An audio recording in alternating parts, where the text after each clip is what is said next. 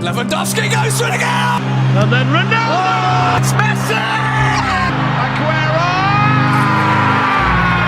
Hey guys, it's Devyansh and welcome to the new video जहाँ पर हम discuss और एनालाइज करेंगे दी एलिज्ड डाउनफॉल ऑफ जुवेंटस। तो यार ये सारा तामझाम और बवाल समझने के लिए हमें इस सीज़न के स्टार्टिंग में जाना पड़ेगा। तो स्टार्टिंग में क्या हुआ था, मॉरिजियो सारी को सैक किया गया, आंद्रे पिर्लो को अपॉइंट किया गया। मॉरिजियो सारी को सैक करने के पीछे का रीज़न ऑफ कोर्स एक तो चैंपियंस लीग था और मेजोरिटी को लगा कि जो सारी बॉल जो कहते हैं कि वो नेपोली में सारी ball the most entertaining playing style of football उस टाइम देखा था। फिर चेल्सी में उन्होंने इस सारी बॉल को इम्प्लीमेंट करा था, वहाँ पे भी मिक्स रिएक्शन मिले थे। जुवेंटस में वो सारी बॉल मेजोरिटी को लगा कि नहीं चला। एंड आई थिंक दूसरा पॉइंट था of course the failure in Champions league. तीसरा पॉइंट था उनको लगा कि जब कस्टम टैक्टिक्स जो सारी की हैं, मॉरिजियो सारी कस्टम टैक्टिक्स है, उसकी वजह से रोनाल्डो को मैक्सिमम अपॉर्चुनिटीज़ नहीं मिल रही है। अनलाइक जिनेदिन जिदान के अंदर, जैसे जिनेदिन जिदान को कहा जाता है कि उन्हें पता है कि रोनाल्डो को कैसे यूज़ करना है, कब यूज़ करना है, और मैक्सिमम जो मोस्ट यूज़ रोनाल्डो कोई कर सकता है तो वो जिदान है। इस मामले में मेजॉरिटी को लगा कि मॉरिजियो सारी फेल हुए हैं। लेकिन बात करें तो अगर गोल्स के फैक्ट्स की बात करें तो I think he scored around 40 goals के से ज़्यादा ही स्कोर करे थे रोनाल्डो ने मॉरिजियो सारी के अंडर। बट अगेन मेजॉरिटी को ये लगा, तो इसलिए ये रीजंस थे कुछ सैक करने के पीछे।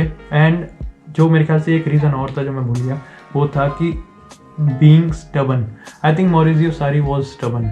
चाहे कोई सी भी वो अपना जो सारी बॉल का जो उनका सिस्टम है वो उसको चेंज नहीं करेंगे, वही प्लेइंग स्टाइल है। अनलाइक ओपोनेंट कोई भी, चाहे आप सीरिया के एम्पोली को उठा लो, फियोरेंटीना उठा लो, या फिर आप एकदम अचानक से अगले मैच आप मैनचेस्टर सिटी के खिलाफ कर दो, वो एक ही सारी बॉल को इम्प्लीमेंट करेंगे। और ऐसे में क्या होता है कि जो ओपोनेंट्स होता है, अगर सीरिया की बात करें, ऑफ कोर्स सीरिया जीत गए थे वो उनके under, but Juventus champions league में बाहर हो गई थी। तो यूरोपियन फुटबॉल में ऑफ कोर्स पावर हाउस होते हैं, बार्सिलोना जैसी टीम्स हैं, लिवरपूल जैसी टीम्स हैं, मैनचेस्टर सिटी जैसी टीम्स हैं, पेप गार्डियोला जैसे जीनियसेस हैं। उनके पास यार इसका कोड वर्ड होता है, अगर आप अपनी सिस्टम को ट्वीक नहीं करेंगे, अगर आप सिस्टम में जरा सा भी चेंज नहीं करेंगे, कुछ सरप्राइज एलिमेंट नहीं डालेंगे, तो ऑफकोर्स दे विल जो ब्रेक थ्रू होगा वो हो जाएगा। तो यार इन सब के रीजंस की वजह से मॉरिजियो सारी को सैक किया गया था।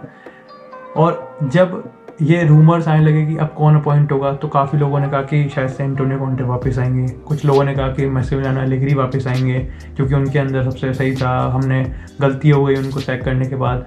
कुछ लोगों ने कहा कि Zinedine Zidane is going to come. Reason कि रियल मैड्रिड भी स्ट्रगल कर रही है जिदान के अंडर, और जिदान और रोनाल्डो की केमिस्ट्री बेस्ट है। जिदान का बैकग्राउंड जो कनेक्शन है जुवेंटस के साथ वो भी स्ट्रॉन्ग है। तो इट वाज द टाइम कि जुवेंटस को अब जिदान को साइन कर लेना चाहिए। बट सारे रूमर्स को वाट लगाते हुए it was Andrea Pirlo who was appointed as the coach of Juventus. अब आई थिंक आंद्रे पिर्लो यार क्लब लेजेंड है, तो वो भी एक फेवर में करा था। और आई थिंक वही एक फैक्टर है कि आंद्रे पिर्लो क्लब लेजेंड है कि उनको ये जॉब मिली, क्योंकि आई थिंक जुवेंटस उनका फर्स्ट प्रोजेक्ट है, उससे पहले उनके पास कोई मैनेजमेंट का एक्सपीरियंस नहीं है। तो यार अब बात कर लेते हैं पिर्लो के ऑब्जेक्टिव्स की।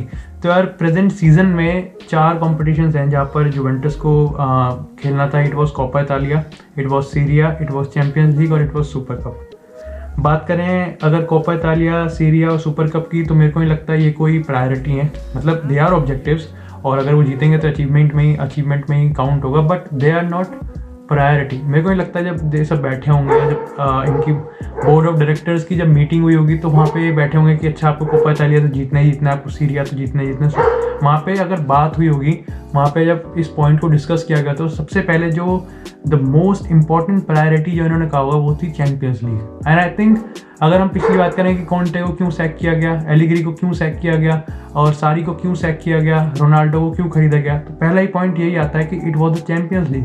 तो इट्स जस्ट नॉट जस्ट मेरे हिसाब से प्रायोरिटी नहीं है। Champions League what an obsession for Juventus and it's been for the last 2-3-5 years, क्योंकि पिछले 10 सालों में अगर बात करें तो 10 सीरिया टाइटल्स जीते हैं, लेकिन चैंपियंस लीग फाइनल में सिर्फ 2 बार हैं और दोनों हारे हैं।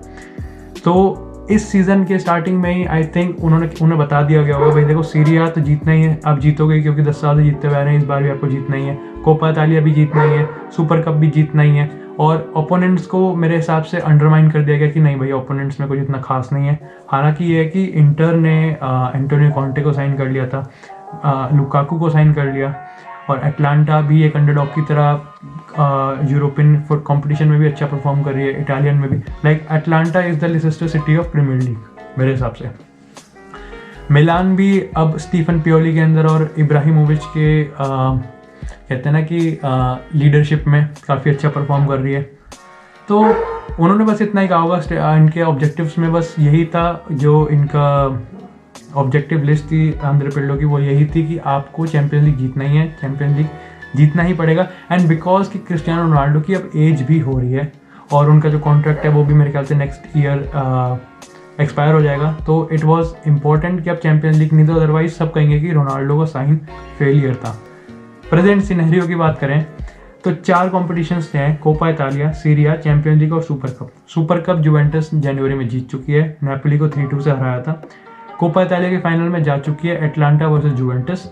सीरिया फाइटिंग फॉर टॉप 4, मेरे हिसाब से टॉप 4 के स्पॉट्स में फाइट कर रही है। मेरे हिसाब से ये कहीं से भी अगर टॉप 4 में जगह भी बना लेती है, I would say this survived. Like फिर तो अगर टॉप 4 से बाहर हो गई, I don't think Andrea Pirlo की जॉब बचने का कोई चांस है, मेरे हिसाब से तो बिल्कुल भी नहीं। चाहे वो कितना ही इंपॉर्टेंट प्रोजेक्ट, कितना ही ambitious project board of directors के सामने या फिर जो एग्नेली प्रेसिडेंट हैं उनके सामने डाल दें, बट अगर वो टॉप 4 से बाहर चले गए तो मेरे को नहीं लगता कि जॉब बचेगी।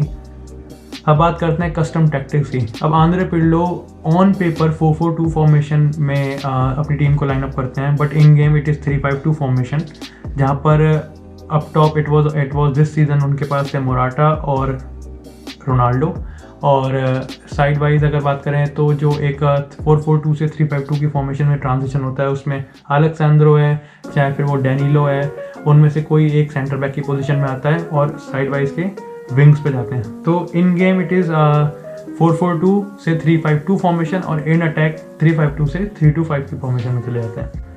तीसरा पॉइंट है कि Andrea Pirlo wants his team to be fluid. Like जैसे बताया ना, 4-4-2 से 3-5-2 फॉर्मेशन बननी है, उस ट्रांजिशन में जो राइट बैक होगा या लेफ्ट बैक होगा वो तीसरा सेंटर बैक बन जाएगा, जो विंग बैक्स होंगे या फुल बैक्स होंगे बाकी का वो उधर चले जाएंगे विंग बैक्स पे, ये चीज़ है। अब इस चीज़ के यार कुछ लोग कहते हैं कि ओके मॉरिजियो सारी से एंटरटेनिंग फुटबॉल है, प्रेस कर रहे हैं। अभी जैसे जुवेंटस ने बार्सिलोना को चैंपियंस लीग के मैच में 3-0 से हराया था, या फिर कुछ इस सीज़न के कुछ मोमेंट्स में हम कह सकते हैं कि काफ़ी लोगों ने जो परफॉर्मेंस थी, हाई प्रेस परफॉर्मेंस थी, हाई इंटेंसिटी परफॉर्मेंस दे रहे थे, तो जो एडमायरर्स हैं जो कहते हैं कि आंद्रे पिर्लो को टाइम देना चाहिए, उनके पॉइंट्स ये रहते हैं कि एंटरटेनिंग फुटबॉल है, गोल्स आ रहे हैं और like it's entertaining to watch, the creativity है।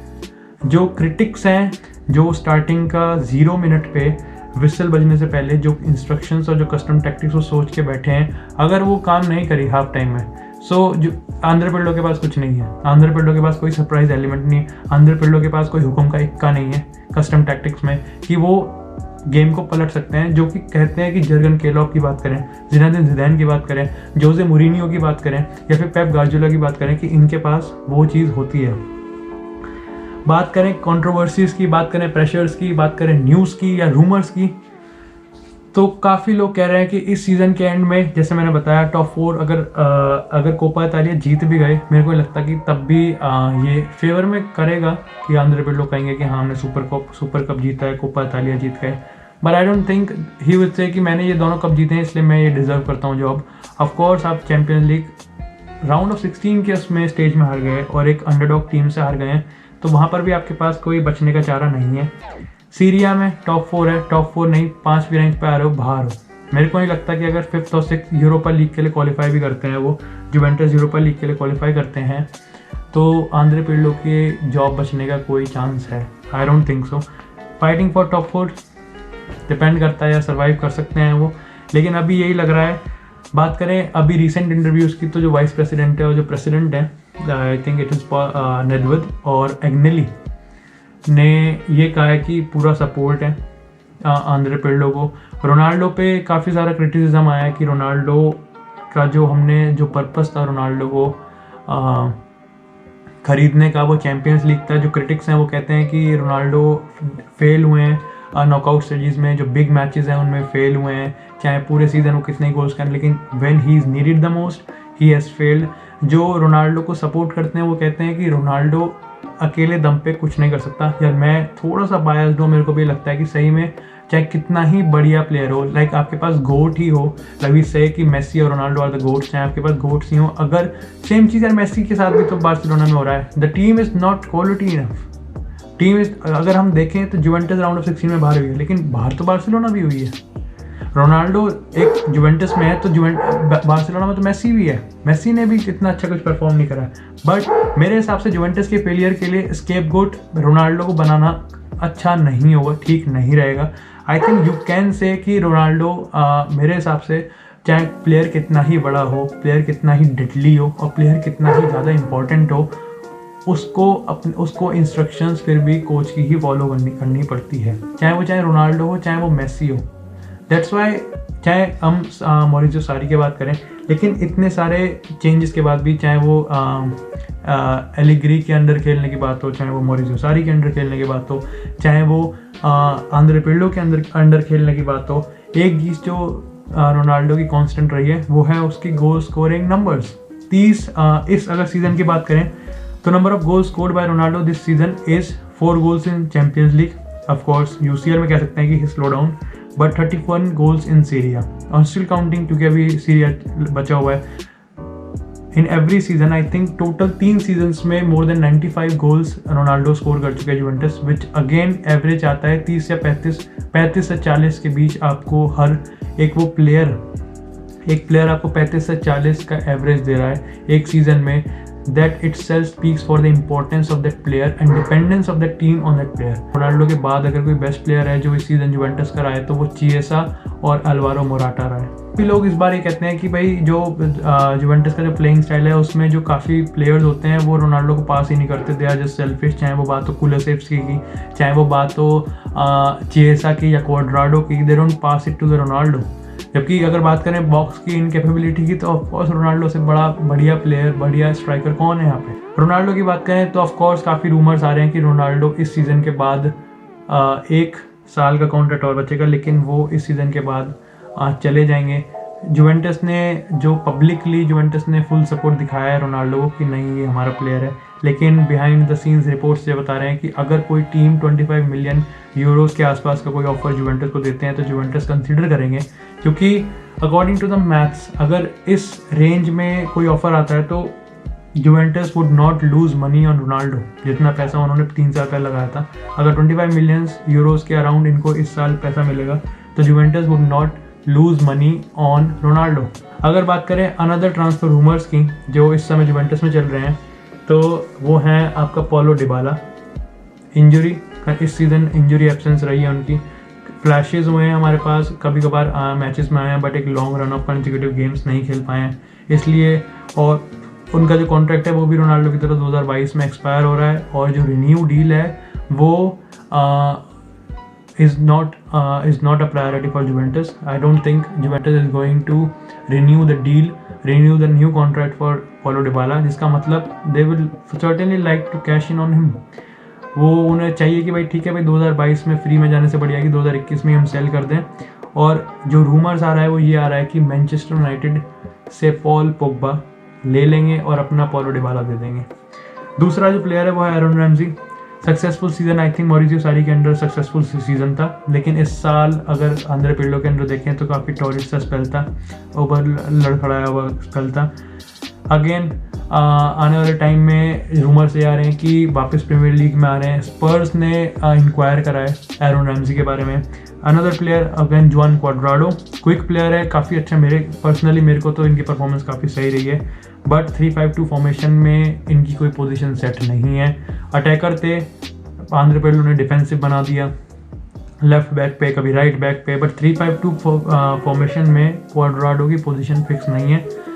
फाइनली यार 2022 में कॉन्ट्रैक्ट एक्सपायर हो रहा है, रिन्यू की डील को होल्ड पे रख दिया गया है, so unlikely that he will be offered a contract, तो इनको भी सेल करने का पूरा प्लान है। Andre Rabiot another free transfer Aaron Ramsey की तरह, fail to create much of the impact. जैसे कहते हैं कि मिडफील्ड पे जब सवाल उठते हैं तो क्वालिटी मिडफील्ड नहीं है, तो इसमें रबायत भी आते हैं। और पोटेंशियल अगर जैसे मैंने बताया कि डिबाला जाएंगे तो डिबाला पोग्बा आ सकते हैं, या फिर एक मिडफील्डर अगर आ गया तो आंद्रे रबायत और रामसी में से जाना एक का तो पक्का ही पक्का है।